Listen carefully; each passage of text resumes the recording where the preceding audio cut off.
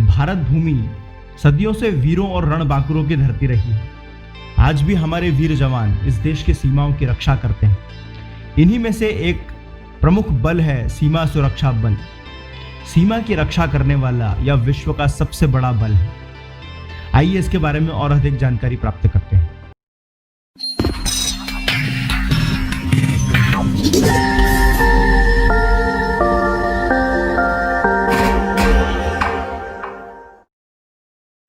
सीमा सुरक्षा बल अर्थात बीएसएफ की स्थापना 1 दिसंबर 1965 को हुई थी।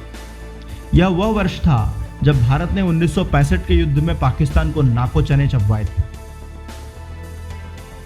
इससे पहले पाकिस्तान से लगी भारतीय सीमाओं की रक्षा संबंधित राज्य के सशस्त्र पुलिस बल द्वारा की जाती थी। 9 अप्रैल 1965 को पाकिस्तान ने भारत की कुछ सीमाओं पर हमला कर दिया। तब राज्य पुलिस बल की सहायता के लिए सीआरपीएफ को भी भेजा गया था तथा दोनों ने मिलकर सफलतापूर्वक पाकिस्तान को पराजित किया। तब एक ऐसे सैन्य बल की आवश्यकता महसूस की गई जो पड़ोसी देशों से सदैव भारतीय सीमाओं की रक्षा कर सके।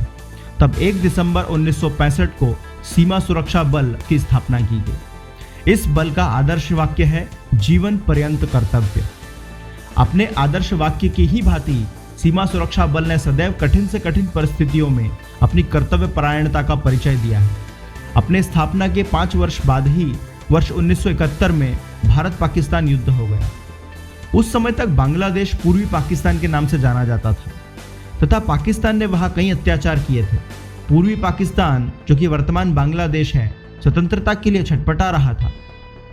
तब तत्कालीन भारतीय प्रधानमंत्री श्रीमती इंदिरा गांधी ने सीमा सुरक्षा बल के तत्कालीन पहले महानिदेशक के.एफ. रुस्तम जी को बुलाया तथा उन्हें बांग्लादेश को स्वतंत्र करवाने का जिम्मा सौंपा। तब सीमा सुरक्षा बल ने बांग्लादेश की स्वतंत्रता के लिए लड़ रही मुक्ति बाहिनी को न सिर्फ प्रशिक्षण दिया अपितु युद्ध में उनकी सहायता भी की। इस युद्ध में भारत के कई वीरों ने अपने प्राण गंवाए। इसी वर्ष 7 अगस्त को बांग्लादेश ने यह घोषणा भी की है कि वह अपने देश में 1971 के युद्ध में शहीद हुए भारतीय सैनिकों के लिए एक स्मारक का निर्माण करवाए।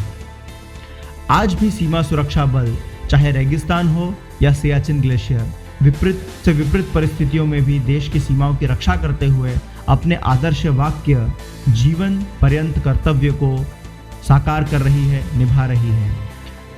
सीमा सुरक्षा बल व भारत के और सभी सैनिकों को नेशन नोज पूरे देश की ओर से नमन करता है।